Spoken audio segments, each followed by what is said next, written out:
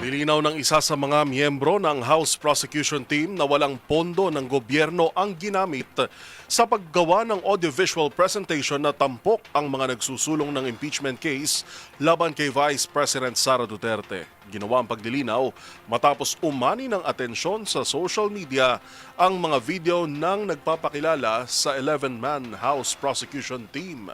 Narito ang report ni Milky Regunan. Walang pondo ng gobyerno ang ginamit sa paggawa ng audio-visual presentation, tampok ang 11 miyembro ng House Prosecution Team.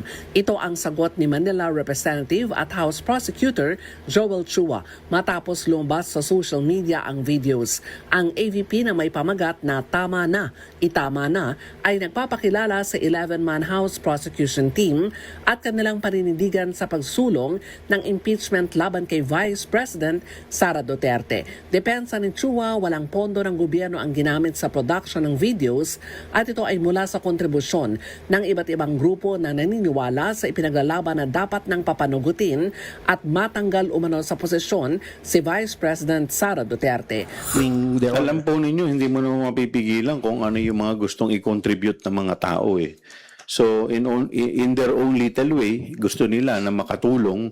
So siguro gusto rin nila kasi na gawin ito para ma-promote din itong impeachment, magkaroon ng kaalaman ang ating mga kababayan dahil syempre hindi naman po lahat nauunawaan kung ano po ito. Kaya may mga tao na gumagawa ng paraan ng mga interesado na sa kanilang tingin, ito yung po pwede nilang i-contribute para sa bayan. Sa videos, mapapanood ang buong 11-man House Prosecution Team pero may version din na tampok ang bawat isang prosecutor.